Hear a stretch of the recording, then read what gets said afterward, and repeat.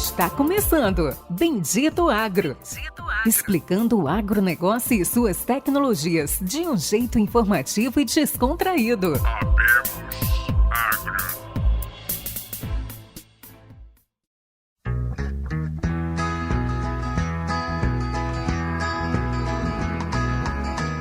Olá a todos os nossos amigos e ouvintes, está começando agora mais um episódio do Bendito Agro, o seu podcast de inovações e conhecimento do agro, do Brasil e do mundo. Essa é a parte 2 da gravação com Cris Corso, diretor do grupo JCN. Realmente é uma das melhores entrevistas que nós já realizamos, é uma pessoa fantástica, tipo assim, é um dos poucos que conseguem trazer a visão do produtor, de ideia, de família, de grande legado agrícola e também de conhecimento e tecnologias. O cara foi fundador de uma startup, hoje já é uma empresa maior, já é uma empresa grande. Então, realmente tem vários pontos que vale a pena, seja quem você for, seja você badeco, que pode estar ouvindo enquanto está em cima da plantadeira, ou você, diretor de um grande grupo, com certeza esse episódio vai agregar na sua vida. Além, sempre ele, não pode faltar, nosso co-host, nosso amigo, o cara que está sempre em algum lugar perdido na Bahia, Luciano Carvalho. É isso aí, meus amigos, complementando a frase do Périx aí, o Badeco de hoje é o diretor de amanhã, viu? Fica ligado aí nesse episódio, galera. Pedir para vocês aí, para quem não sabe, o Bendito agora tem um site oficial, benditoagro.com. A gente já falou em alguns outros episódios, mas frisando para vocês aí, além do que a gente está lá no Facebook, Instagram, LinkedIn e todos os agregadores de podcast, não esqueçam de nos seguir e favoritar aí no agregador. Isso faz com que a gente alcance mais pessoas, chegue até outros lugares. Pessoal, fique aí com a segunda parte, tá fantástico, maravilhoso. E para quem não ouviu, Pérez, viu? Fazer um resumo, né, cara? Para quem não ouviu a primeira parte, né? Vamos fazer um resumo para quem não ouviu o primeiro episódio 35. Então, o resumo começa assim, pessoal. Você abre seu agregador de podcast, vai lá no Bendito Agro, você favorita e compartilha primeiramente, assim começa o resumo. Isso. Depois de você compartilhar nas suas redes, no LinkedIn, no Instagram, no WhatsApp da família, que eu acho que vai ser muito importante, você vai lá e ouve o episódio anterior. E ali você tira seu próprio resumo. E esse foi o resumo do primeiro episódio, da primeira parte. Muito bom. Gostou do meu resumo, Luciano? Isso aí, cara. Esse é o resumo mesmo. Muito bem explicado. Mas é isso aí, pessoal. Entrem lá no nosso site, tá bacana, tá legal. Tiver ideias, pessoas, quem vocês acham que devem entrevistar, parcerias, manda sugestão lá no Instagram, galera. Manda sugestão lá no Insta. Você que fez parte do Paga Nós, quiser fazer um depósito em dinheiro, assim, se for 1 milhão, 2 milhões de reais, a gente tá aceitando. O Paga Nós é nesse, cara, que vai sair. Que a gente já falou, mas verdade. Vai ser. Mas tem os Paga Nós nos outros episódios. Verdade. Mas, de qualquer forma, fique agora com a segunda parte da entrevista com Cris Corso, diretor do grupo JCN. Abraços. Valeu.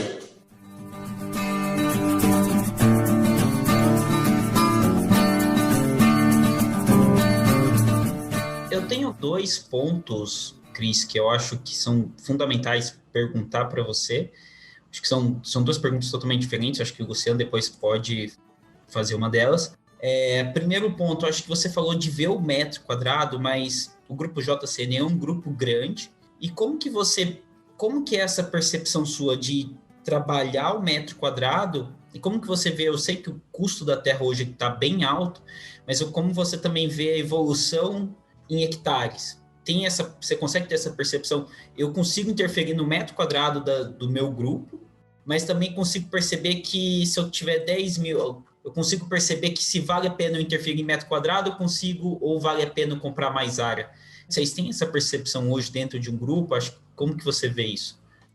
Eu vejo assim, Péricles, na verdade, o nosso sonho é chegar nessa gestão por metro quadrado. Não que necessariamente nem nós do grupo JCN ou alguém hoje já esteja preparado para isso, mas é o que a gente pretende fazer com essa quantidade de tecnologia boa que está chegando e conseguir se adaptar naquele tempo que eu falei, nessa curva de crescimento, e conseguir, através desses dados que a gente falou, que muitas vezes ficam jogados, unir históricos aí, vamos colocar de 5, 10, 15 anos de safra, e o que foi melhor em cada talhão, em cada variedade, em cada tipo de aplicação, é melhor ir terrestre nesse momento ou aéreo. Isso tudo são consequências que eu acredito que a gente vai começar a colher de uma maneira realmente aí, mensurável daqui a uns 5 anos. A gente está se preparando para todo esse processo.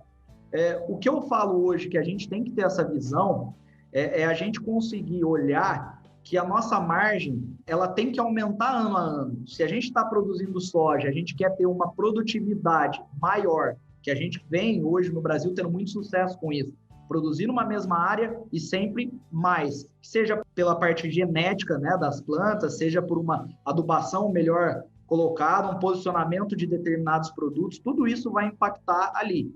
A parte de compra de terra, a gente tem, assim, regiões já muito bem definidas, são, às vezes, compras estratégicas de fazendas próximas, né? Um mercado agora super valorizado por conta, né, de dólar, por conta do saco de soja, muito dessas compras são em saco de soja, porém, você tem também empresas que não se prepararam muito bem, que erraram em algumas estratégias, que acabam tendo que vender áreas por conta de uma gestão que não deu tão certo.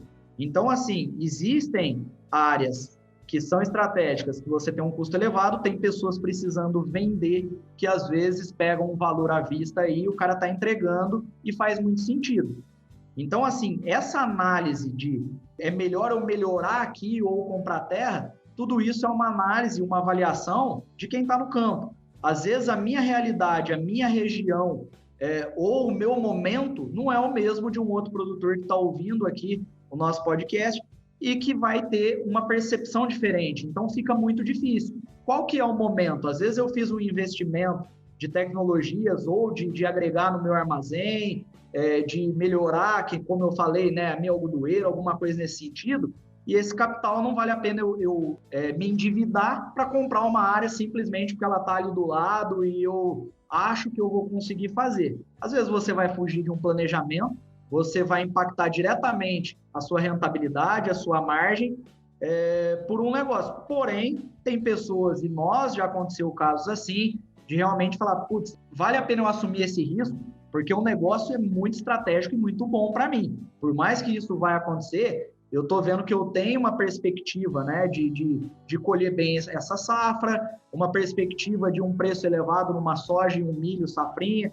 Então, o meu risco, às vezes, é menor eu diminuir uma área de algodão e fazer isso. Mas são estratégias que dependem muito de grupo para grupo, de produtor para produtor. Eu acho que isso não tem idade, não tem... É um modelo de visão e aquilo que a gente falou, prioridades dentro do nosso negócio.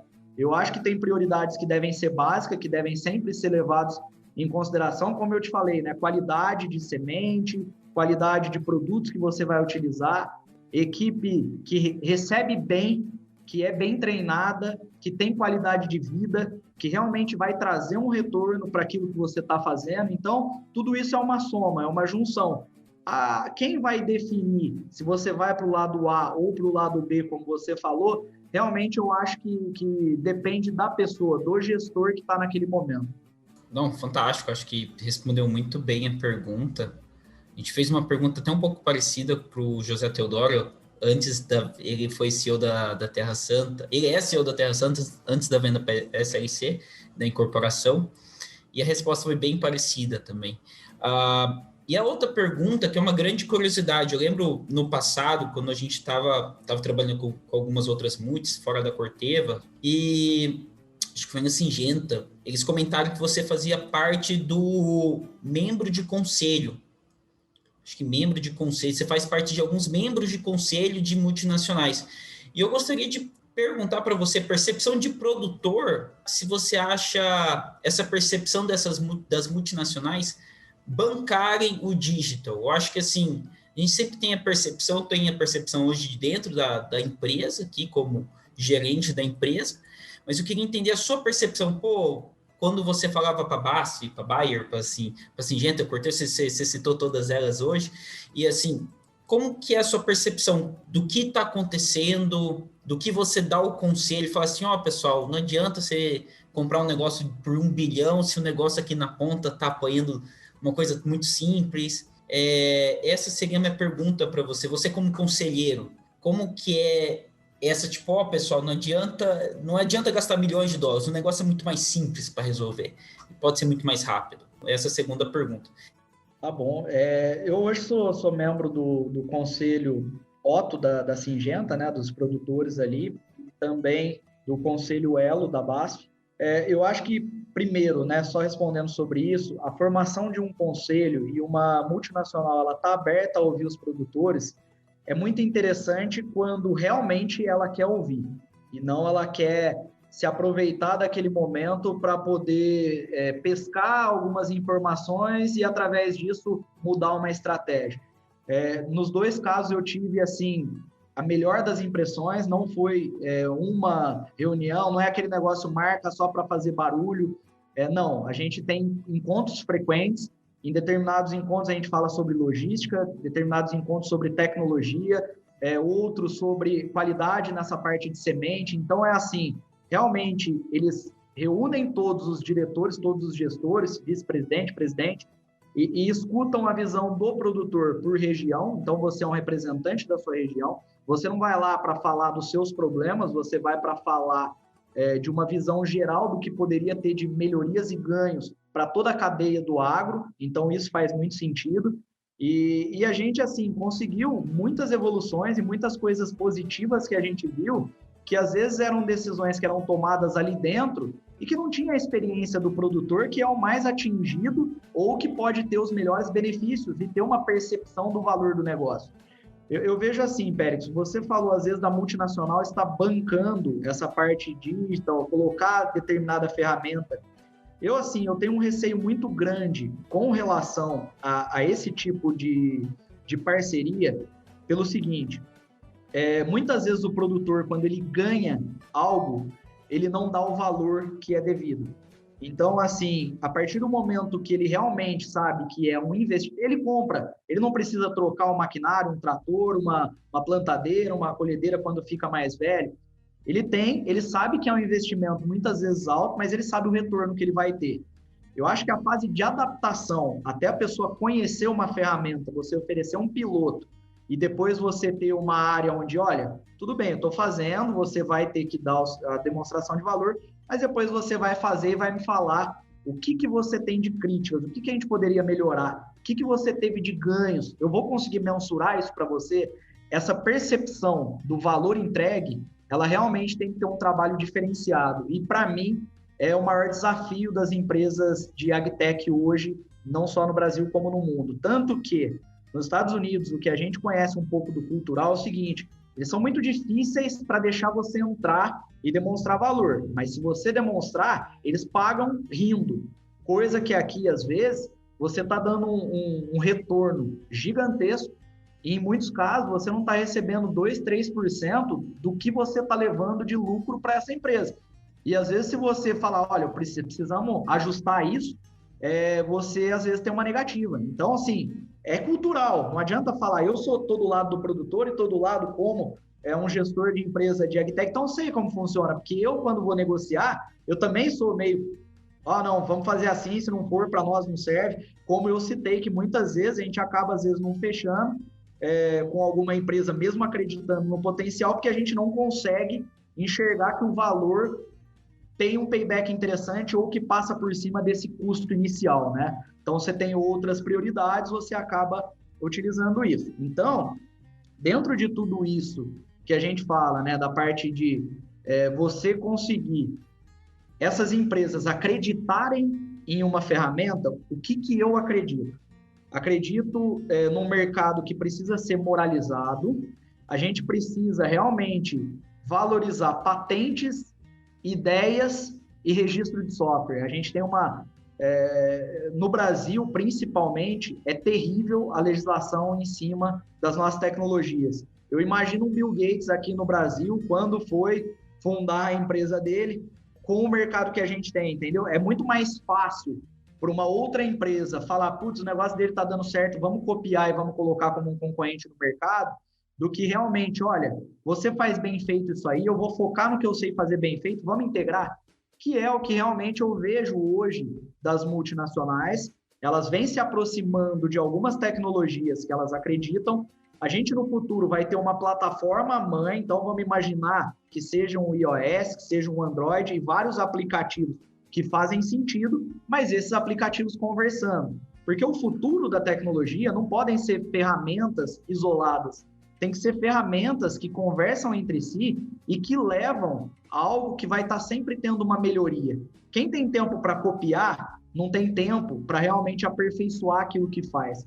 Tá? Estou dizendo, pelo menos no mercado brasileiro que a gente vê, a gente tem pedido de patente nos Estados Unidos, agora publicou o nosso pedido, já vale nos Estados Unidos como algo jurídico, se alguma outra empresa for fazer o que a gente faz, e a gente agora começa a utilizar isso também, repassando para outros países, inclusive para o Brasil. Aqui, o que a gente tem é um registro de software que dá uma anterioridade, que vai lá uma empresa que acha que pode copiar e mudam alguma coisa do código-fonte, e aí fica algumas outras empresas ainda valorizando esse tipo de ato, né? Eu acho que a gente acaba perdendo grande parte dos nossos empreendedores, grande parte dos nossos gênios realmente que conseguem identificar uma dor e criar um produto disruptivo. Não que disruptivo precisa ser algo mirabolante, às vezes a coisa mais simples, né, como a rodinha na mala é algo disruptivo.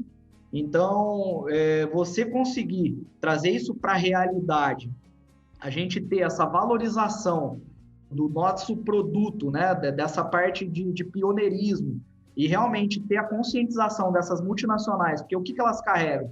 Elas carregam o poder de ter um cliente. Ela tem tudo isso na mão. Ela levar um produto que já está validado, que ela acredita, integrar no dela e falar, vamos levar uma solução única, eu vejo isso como futuro. Mas ela tem que saber muito bem como fazer isso, para que também ela não haja e não caia numa contradição ou que quebre alguma questão de compliance, entendeu? Então, eu acho que é um assunto que deve ser muito debatido, que se a gente pegasse aqui para discutir só sobre isso, eu tenho certeza que daria um podcast só sobre esse assunto, e realmente, a gente precisa hoje estar antenado com isso, porque daqui a algum tempo nós vamos ter grandes problemas aí, e vão sair na mídia em breve, porque está acontecendo esse tipo de coisa no Brasil. Cris, maravilha, compartilho de várias opiniões suas aí.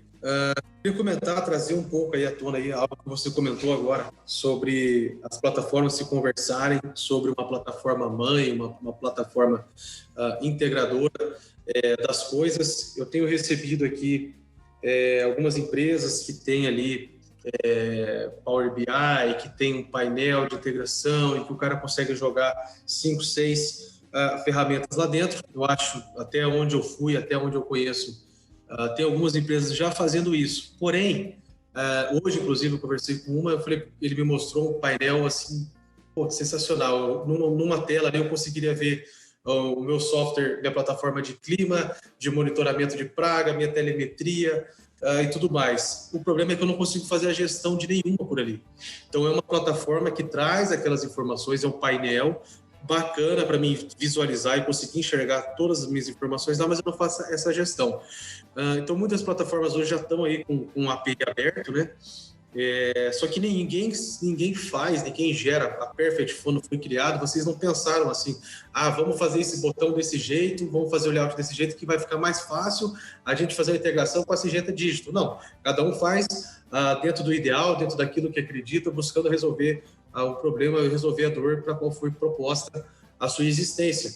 Então, hoje a gente tem uma divergência, aqui a gente até brinca que a grande plataforma integradora no momento somos nós que estamos fazendo isso, as duras penas, né, de forma manual, de forma trabalhosa, de forma demorada. Você acredita que vai existir uma plataforma integradora? Você acredita que esse nicho, esse boom gigante que está hoje aí, sei lá, 2.000 agritechs, isso vai ter um pico decrescente em um determinado momento? Por exemplo, a Perfect vai se solidificar de forma que não vai fazer sentido mais ter outra, ou uma plataforma de MIP uma ou duas vão se solidificar de forma que não vai fazer sentido mais investir e ficar brigando para entrar no mercado desse? Ou você acredita, o que você acredita? Como é que isso vai se resolver? Porque hoje aí você falou em 5, 6 plataformas, a gente está mais ou menos nessa casa. A gente teve aí o Ronaldo, que também é um pouco mais enxuto, mas ainda tem bastante coisa e também não é tudo que se conversa. Enfim, a gente tem muito contato, a gente conversa com pessoas aí que estão à frente, estão na vanguarda da tecnologia. Tem gente que tem 5, 6, até 10 plataformas. Como é que você acha que esse problema vai se resolver, Cris? Lúcia, a gente, dentro do Grupo JCN, a gente passa por esse problema, é uma pergunta excelente. Eu vejo um movimento das empresas aí, principalmente grandes empresas, né, que tem uma equipe aí por trás dessa parte de fazer uma ferramenta mãe, vamos chamar assim, já estruturando um modelo de negócio. Eu posso até citar para você, porque eu tive semana passada aqui, a gente esteve recebendo o pessoal, o próprio Rodrigo Bonato, né, pela John Deere aí, com a questão do Operation Center, onde eles têm uma visão dessa, eles vêm implementando algumas ferramentas ali, talvez não seja um só modelo de ferramenta unificada, mas sejam outros e mais, né, porque a gente sabe que envolve tudo, além disso, muito ego e muita questão de compliance de multinacional, que dificulta esses processos que a gente sabe que é burocrático, né? Eu acho que são fases. A gente passou por uma fase onde essas ferramentas elas estavam se moldando, umas tomando o mercado e crescendo de uma maneira muito mais rápido que outras. Eu acredito, tá? Que nem você falou às vezes dessas 2.000 ferramentas, talvez vai reduzir. Eu acredito que não. Eu acho que vão solidificar algumas, vão ter modelos de gestão, ferramentas específicas, mas vão criar abertura para outras necessidades e outras evoluções de ferramentas que serão necessárias. Então, vai ter sempre um mercado de tecnologia crescendo, por mais que tenham tecnologias, vamos dizer, né, conquistando o mercado de uma maneira sólida e atingindo aí, vamos colocar, acima de 50% de market share. Eu acho que tudo isso que você citou é um processo, uma discussão interna de todas essas empresas de tecnologia que querem levar qualidade e levar realmente melhoria contínua para o seu cliente. Para mim não faz sentido nenhum, Luciano, você ter que abrir a Perfect Flight de uma maneira isolada, olhar um mapa, ou que seja um Power BI ou um relatório analítico. Cara, eu preciso que você olhe para a tua aplicação terrestre, para a tua aplicação aérea, para o teu plantio, para qualquer coisa que você tem aí, que nem você falou, estação meteorológica, imagem de satélite, tudo aliado, e isso sim, te fornecendo informações com dados que foram gerados ao longo de todo esse tempo, traduzindo numa simples coisa, verde ou vermelho, aplico, não aplico, variedade X, determinado produto, porque isso vai garantir a inteligência agronômica do nosso negócio, vai melhorar a sua produtividade, sua margem, você vai estar contratando a nossa ferramenta e a ferramenta de outros que também atingiram, né, um pico de qualidade, de entrega, e isso beneficia toda a cadeia. Eu não posso enxergar a minha ferramenta como sendo única, mas eu também não posso copiar as outras 5, 6 que você usa aí e falar, eu faço um pouquinho de tudo. Não precisa ser muito bem feito, eu não preciso ter foco, eu não preciso melhorar todo ano, eu vou fazer um pouquinho do que todo mundo faz e vou levar no mercado porque essa é a solução. Eu acho que a gente não pode ter esse tipo de cabeça, eu acho que esse tipo de pessoa no mercado, esse tipo de empresa no mercado, ela tem um tempo curto, porque ela se queima com todos os outros, né? Ela acaba criando um ambiente tóxico, ela sempre vai querer levar vantagem em cima de outros, porque a gente tem casos de empresa que chega e fala, não, esse não é o meu know-how, não sei o quê, mas sabe o que aquela empresa ali de gestão de aplicação está fazendo? Eu vou dar para vocês. Só que a hora que o cara vai testar, os índices são incorretos, o pré-voo não está funcionando, não vai ter uma melhoria de baixar os dados de forma automática daqui a pouco e ter uma telemetria, se tiver, com certeza não vai estar no mesmo nível que essa outra que só foca nisso, que só estuda isso, que traz os melhores professores, que vai conhecer lá fora o que tem de melhor, entendeu? Então, tudo isso eu acho que tem que ser levado em conta. E para nós, Luciano, eu acho que essa é a grande conversa. Até que ponto uma multinacional está disposta a ter um pouco mais de flexibilidade no seu fluxo, e muitas vezes esse compliance acaba impedindo isso, mas realmente enxergar o agro como algo que precisa ter essa melhoria, que precisa ter essa flexibilidade, para que o nosso produtor consiga colher esses frutos o quanto antes. Legal, Cris. Maravilha. Ontem mesmo a gente estava... Eu sou muito analítico e, assim, minha primeira vez dentro de uma multinacional, eu vejo que muitos dos trabalhos dentro da multi, eu já percebia isso antes e hoje, para mim, é algo mais concreto, porque eu tenho acesso a custos, né? Então, eu tenho acesso a custos de combustível, de pessoas, e algo que eu vi muito e vem se fortalecendo muito nos Estados Unidos, que é, vou citar o nome da empresa, chama-se Farm Business Network, que é a compra. Você entende os dados da sua fazenda e você vai e compra online muito mais barato. E assim, como que você entende dessa percepção? Porque você falou disso de 5 anos, porque daqui a 5 anos você vai ter uma noção. Eu vou dar um exemplo para você. Esses dias mapeamos toda a análise de solo novamente da fazenda do meu avô. É areia, nematóide, mas a gente conseguiu definir muito bem o que ele precisa fazer lá. Eu não preciso de vários vendedores. Se eu pudesse comprar, se eu pudesse escolher o que eu preciso e comprar mais barato através de inteligência desse BI, seria mais vantajoso? Como que você vê esse futuro? Você que vem participando disso todos os dias, você acha que essa relação de compra e venda, ela tende a se mudar no futuro com acesso a essa inteligência que está acontecendo dentro das áreas agrícolas? Eu acho ótima pergunta, Péricles. E assim, eu vejo que é muito difícil responder de uma forma assertiva, porque a gente depende de vários fatores de adaptações em cima de processos e como isso vai refletir no campo, né? Eu te falo porque a gente teve que ter, assim, bastante capilaridade em mudança, às vezes, de modelo comercial e de entrega agronômica para satisfazer o nosso cliente dentro da Perfect Flight, né? Às vezes um modelo que parecia ótimo para um cliente, para o outro, não, isso não me atende, a minha cultura, por exemplo, voa demais, vamos fazer um modelo por aeronave e aí a gente consegue chegar num bom senso. Isso tudo vai acontecer também quando a gente fala assim, né? O que impacta para o produtor? É o custo. Primeiro é o custo, depois é a margem que vem em cima de produtividade, o que vai impactar também a parte de venda, mas aí depende basicamente dele, do mercado, né? E no futuro, eu acredito muito nesse modelo que você falou. Talvez mude a forma das multinacionais fazerem venda, que seja como se fosse num leilão online, oferecendo em cima dessas ferramentas, né, que a gente tem de tecnologia, aliado a essa inteligência artificial, determinado produto para determinada praga em determinada região. Eu acredito muito nisso. Agora, a forma que vai ter a aceitação e o prazo que isso vai acontecer, eu acho muito difícil a gente conseguir mensurar. Falar eu acredito, realmente, eu acho que estando dentro do mercado, principalmente de produção e de tecnologia, tudo leva a crer que sim, né? Só que a gente tem uma série de fatores aí que podem daqui a pouco impactar negativamente.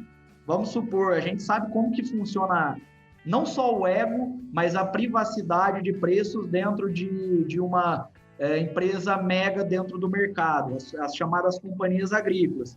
Esses caras fazem questão de estar comprando melhor. Por quê? Porque eles compram mais, utilizam, valorizam, fazem teste, fazem um monte de coisa e exigem algumas coisas em troca.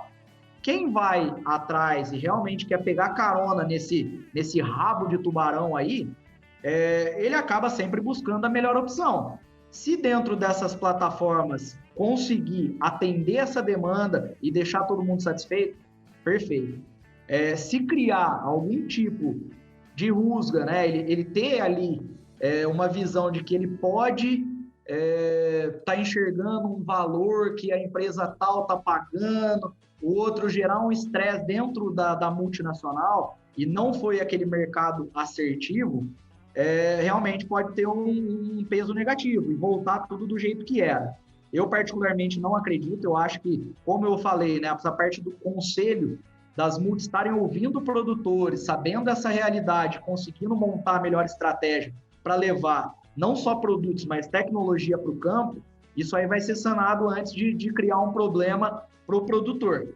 Mas conseguir te garantir em qual prazo, não sei. Mas acredito bastante nesse modelo que você falou, eu acho que é o futuro e realmente a gente vai ter muita mudança, né, em tudo. seja em viagem, seja em modelo de compra das nossas roupas, de tudo. E no campo também vai acompanhar esse tipo de mudança e tudo que vier para facilitar com mais informações, mais dados e que vai ocasionar, né, em tudo que a gente falou aqui de diminuição de custo, aumento de produtividade, com certeza vai ser substituído. É fantástico, acho que sim. E até eu fiz essa pergunta porque quando você está dentro dessas grandes empresas e você começa a botar no papel o custo disso tudo, e quando você está mexendo com a tecnologia, fica muito claro, porque você fala assim, bom, eu tenho todo o time de agronomia, eu tenho todo o time de vendas, eu tenho times de assistentes técnicos, eu tenho time de diretores. Além do custo de todo esse time, você também tem um custo de tempo de tomada de decisão, que se você conseguisse colocar tudo isso em dados, talvez seria muito mais eficiente. Então é algo muito que se você vê com o próprio, vamos citar a própria Perfect Freight, como você tem o que está acontecendo, rapidamente chega, um engenheiro corrige e para a próxima safra está pronto. E a mesma coisa pode ser que aconteça no futuro. Então, assim, é algo que eu nem lendo, eu achei engraçado, porque eu estava lendo sobre nos Estados Unidos e o Bill Gates é o maior fazendeiro dos Estados Unidos. Eu achei muito engraçado, acho que ele está indo para 300 mil acres e ele tem mais ou menos essa tendência de fazer isso com as fazendas. Eu falei, caramba, quem diria? Então, assim, é interessante como, às vezes, o tempo de tomada de decisão, se a gente conseguir encurtar no agro, igual a gente faz com as agritechs, seja aí talvez o pulo do gato para os próximos anos. E isso que você comentou, Perks, faz muito sentido. Você falou até em mudar isso na safra, né? A gente tem alguns processos, vou citar o da Perfect. Depois de um voo, Cris, 12 horas a gente precisa desse mapa pronto, cara. E vocês entregam isso bem mais rápido, lógico. Eu estou falando do meu processo aqui dentro, né? Depois que a aeronave chega, então se ela chega meio-dia, se ela aterriza no meio-dia, não, né? Se ela aterriza na parte da manhã, eu tenho que ter essa inserção do mapa no momento do pouso, para que eu tenha essa informação rápida. Então, eu tenho um processo para isso, é algo muito importante. E questão de processo, né, Cris? Eu acho que não tem tamanho de hectare, não tem se é grupo, se é familiar. Se o negócio não tiver um processo, não tiver um direcionamento, isso pode ser feito de forma simples, pode ser feito no Excel, no PowerPoint ou em outra estrutura, não interessa. Mas que você tenha um processo amarrado. Então, onde acontece, como acontece, qual que é o tempo, quem que é o responsável e qual que é o tempo que isso tem para acontecer. O processo é muito fácil de ser feito, muito rápido de tomar uma decisão, igual o Pérez falou. Então, eu estou tendo um voo, estou tendo aplicação, estou tendo monitoramento, essas decisões são feitas dia a dia, semana a semana, mês a mês, enfim. Mas algo muito importante no amadurecimento disso tudo são os processos, né, Pérez? Ô, Luciano, eu vou até aproveitar o gancho e já te dar uma boa notícia, porque em breve, como você falou que já de 12 horas é bem mais rápido, e eu sei que mas em breve, enquanto o avião estiver voando, você já vai estar recebendo essa informação aí, te garanto que até o início da próxima safra nós já vamos ter isso aí rodando aí com vocês, tá? Ô, Cris, tá anotado, hein, cara? Pode anotar aí, depois você me cobra, tá? Depois você me cobra e vai ter muita coisa mais positiva aí, eu espero te passar esses novos projetos aí e unir a equipe, mas em primeira mão. Tem muita coisa nova surgindo aí, algumas questões referentes à altitude, que a gente sabe que é primordial também para a aplicação aérea. Eu acho que vai ter muita coisa que vocês vão gostar e vai trazer valor para o negócio de vocês. E aproveitando também o que o Périx falou, assim, eu sou muito adepto de tecnologia, Périx, mas eu acho que as pessoas fazem as empresas. Então, pegando o gancho em cima do que o Luciano falou, os processos, eu vejo muita melhoria. Eu vou até citar o caso de multinacionais, como você falou, né, de conhecer os custos, saber tudo isso. Eu acho que o que pesa mais, vamos colocar, durante a pandemia, a parte de viagens. O produtor ele era muito acostumado. O RTV só para vir conversar, trocar uma ideia, às vezes não era nem para tirar um pedido. Me fala do produto tal, qual que está sendo eficiente. O cara se deslocava. Eu estou no interior de São Paulo, ele saía lá do Mato Grosso do Sul ou do Mato Grosso, onde a gente tinha propriedade. O cara tinha despesa de toda a logística, chegava aqui, ficava 1, 2 dias no hotel, ainda comendo, bebendo, esse gasto, que hoje a gente pode considerar que dá para ser reduzido, né? Então, assim, processos, adaptações, as pessoas saíram daquela zona de conforto e tiveram que se adaptar a estar hoje conversando, a gente gravando entrevista, falando sobre novos negócios, sobre empreendedorismo, tudo pela videoconferência, né? Então, você vê um modelo sendo deixado de lado que vai impactar diretamente nos custos das empresas, não só nisso, isso é um exemplo, mas assim, processos que estão sendo corrigidos, que é possível melhorar as margens, então, consequentemente, deveria ser assim, não sei se vai ser, mas as empresas de defensivo podiam baixar o custo porque vão ter um custo menor. Não precisa ser necessariamente, eu vou dispensar X RTV, X gerente, X diretor, porque nós vamos ter um modelo de compra de produto online e dessa forma vamos melhorar o nosso processo, melhorar a rentabilidade. Eu acho que tem que ter muito cuidado com isso, né? A gente realmente sente a necessidade de pessoas competentes estarem cuidando desses processos, estarem ouvindo e tendo essa gestão, não é algo engessado, não é algo que a gente pode falar assim, é uma receita aqui, você vai seguir assim, não pode mudar. Não é assim. A gente sabe que tudo isso, principalmente no campo, com todas essas variáveis, essa indústria a céu aberto, dependendo de aprendizado e conhecimento diário, que isso, a inteligência artificial, ela vai conseguir te passar do histórico. Mas o que a gente vai fazer dali para frente e produtos novos, novas coisas chegando, vão ter que ter pessoas cuidando disso e alimentando de uma forma que traga a real qualidade para todo o processo. Então, acho que a gente vai ter essas fases de adaptações, acho que nós vamos ter, às vezes, realocações de pessoas estratégicas em posições diferentes, com olho para outras coisas, mas sempre com pessoas próximas do cliente, com pessoas que vão estar ali olhando o dia a dia, enxergando aquilo como seu também, como podendo melhorar, que é o que a gente espera. Então, assim, tudo isso que a gente falou são coisas variáveis dentro de um mercado que é o agro, que é totalmente variável e que a gente tem que ir corrigindo e melhorando processos. Mas isso não dá para fazer da noite para o dia, não dá para dizer que um processo ele vai ser 100% assertivo.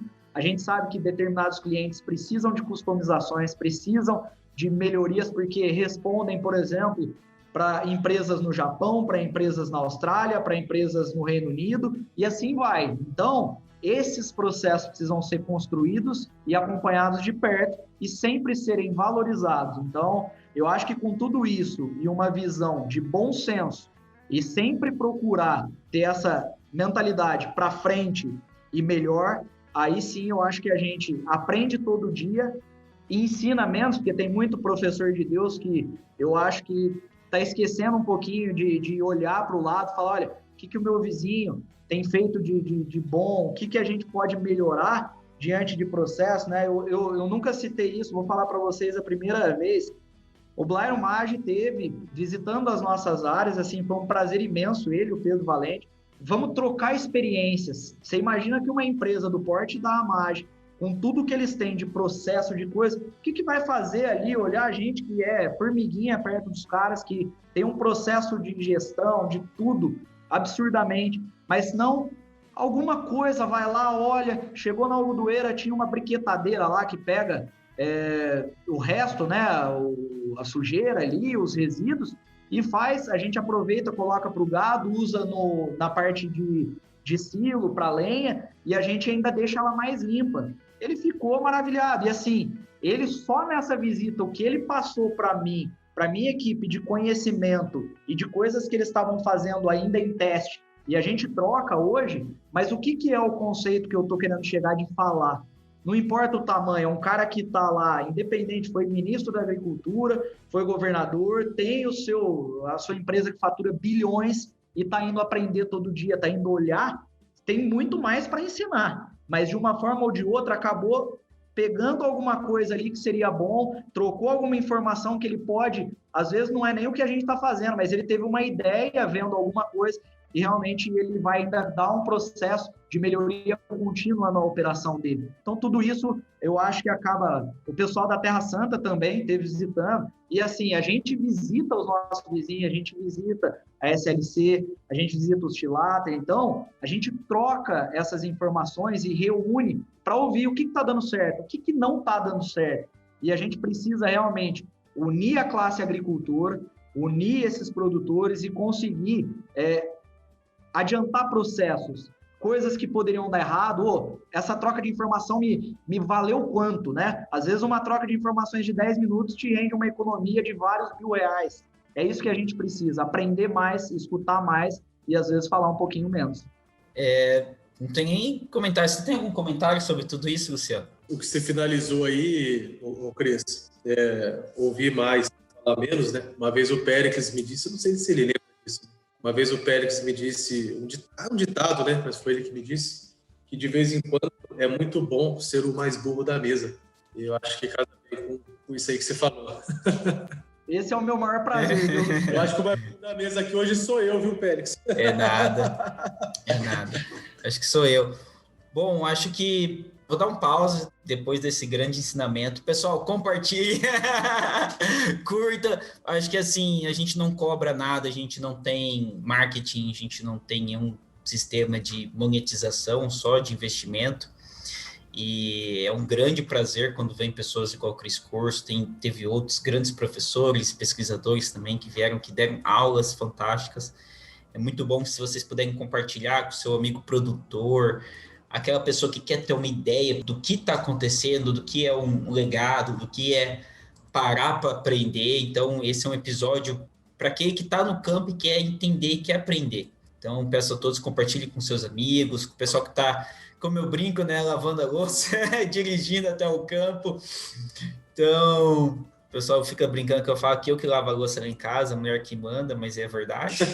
Então, mas esse é o recado final. Acho que, Luciano, você quer puxar o encerramento, o recado final? Cris, se quiser dar um recado final para os ouvintes. Abrir aí, deixar o espaço aí para o Cris dar o recado, a mensagem final dele aí, depois a gente puxa para o encerramento.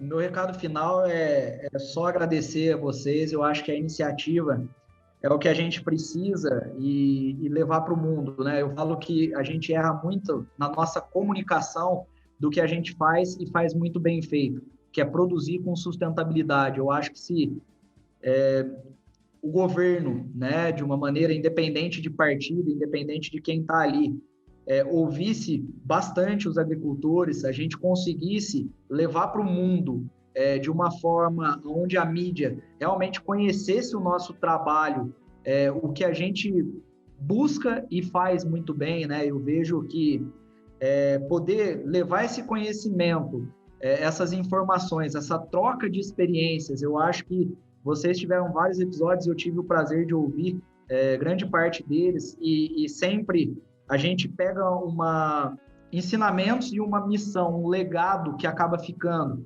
Então, assim, essa iniciativa, eu acho ela fantástica.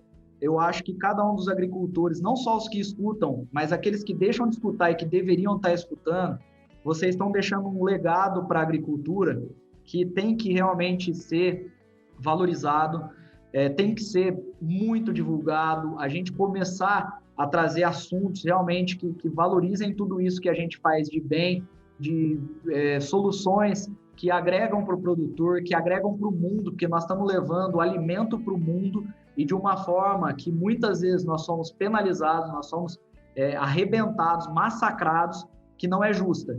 Então, existem sim, igual em qualquer classe, pessoas que fazem errado, mas pessoas que levam, da forma que vocês vêm levando, conduzindo essas entrevistas, dando oportunidade de produtores, de professores, de empresários, de poder falar um pouquinho do que vem fazendo, tanto de bem quanto errando, porque com os erros a gente aprende muitas vezes muito mais. Então, assim, deixar o meu obrigado. Eu acho que os ouvintes, as pessoas que estão aí acompanhando, por valorizar esse tempo, por realmente mostrar que valorizam vocês, principalmente. Mas o meu muito obrigado hoje fica para você, Pérez, e para o Luciano, por essa iniciativa fantástica, é o que você falou. Muitas vezes é algo que não representa financeiramente para vocês, mas eu tenho certeza que é um prazer enorme, porque como eu comecei falando, né, quando a gente faz algo que traz prazer, que traz conhecimento, que são coisas que ninguém tira da gente, eu acho que a gente tem algo que vai fazer sentido e que vai deixar um legado dentro de qualquer coisa que a gente fizer. É o querer fazer e fazer bem feito. Parabéns pelo trabalho de vocês aí. Espero que a gente tenha muitos momentos ainda para estar discutindo outros assuntos, outros temas, coisas específicas. Eu fico sempre à disposição e eu aprendo muito com vocês e espero poder aprender muito mais em outros bate-papos aí. Parabéns pelo trabalho, viu? Obrigado, acho que foi a melhor declaração de todas. Quase até me emocionei. Não, mas foi escorreu uma lágrima. Diz que não vou, Obrigado, vou desligar o webcam aqui para poder. Não, é um grande prazer. Eu acho que ontem foi, vou até citar um caso já, encerrando. Ontem o pessoal da GGF ligou e ele agradeceu muito. E ontem eu estava meio cabisbaixo, estava com alguns problemas pessoais, e aí ele ficou 5 minutos e falou, cara, me ligou um cara do Rio Grande do Sul, super feliz que eu ajudei ele, e daí já tem um outro produtor. Eu falei, cara, tô super feliz. E assim, às vezes você vai apresentar um produto e a pessoa, pô, Pérez, eu ouço lá as suas entrevistas, pô, você tá mandando bem, parabéns. E é interessante como é o feedback, que é às vezes você tem algo que é importante e a gente tem que realmente dar mais valor. É exatamente isso que você falou. Obrigado. Vou dar um exemplo também, então. Ontem a gente estava aí conversando aí, tentando estruturar e conversando, discutindo os próximos passos do Bendito aí. O Fabinho, um grande amigo, o Fabinho, gerente de solução da AgroSul aqui, de solução de John Deere, ele mandou um áudio ali, dando risada ali numa brincadeira que a gente fez com o Ronaldo, lá do último episódio da GGF. Cara. 7 e pouco da noite, ele voltando da fazenda, estava ouvindo e mandou um áudio lá para nós ali. Mandar um abraço aí pro Fabinho e pro Ronaldo também. Então, obrigado, Cris, por estar aqui nessa noite. Obrigado, Pérez. Pedir para todos vocês, nossos ouvintes, que compartilhem esse conteúdo, tá? A gente está aqui por vocês, para vocês. Compartilhem com seus amigos, nos sigam, favorite no seu agregador de podcast. Isso ajuda nós a aumentar o nosso alcance de pessoas, tá bom? Agradecer aos parceiros de sempre, o Maicon lá da Agricultura de Alta Precisão, o Yuri do Bahia Agrícola, a Silveira Rocha do Dicionário.agro, o Prosa de Galpão, e mandar um Paga Nós hoje, Pérez, que eu acho que esse Paga Nós desse episódio é o Nossa, esse Paga Nós vai ser pesado, hein? Mais pesado da história do Bendito Agro. Pode mandar, então, verdade. Foi citado todas as multinacionais. Milionário. O Paga Nós desse episódio vai para Preciso Sonifitec, Perfect Fly, Field View, Singenta Digital, Granular, BASF, SAP, Grupo JCN, FMC, Ihara, John Deere, Rodrigo Bonato, Fazenda do Voldo Pérez, Amage, Terra Santa, SLC e Stilater. Cara, que ministro da Agricultura. Verdade, ficamos ricos. Tá bem, Luciano, anotou tudo aí. Obrigado pela oportunidade, gente. Obrigado, gente. Um grande abraço e até a próxima. Valeu, pessoal.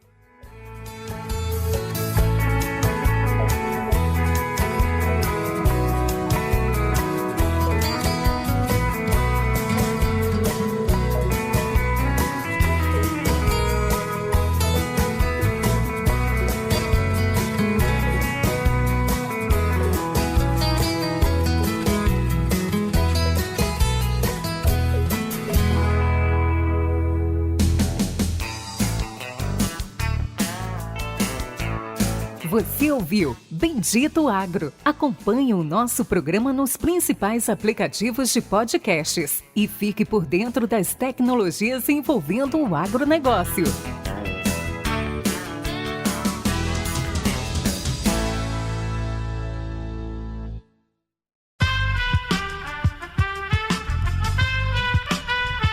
Esse podcast foi editado por Aerolitos Edição Inteligente.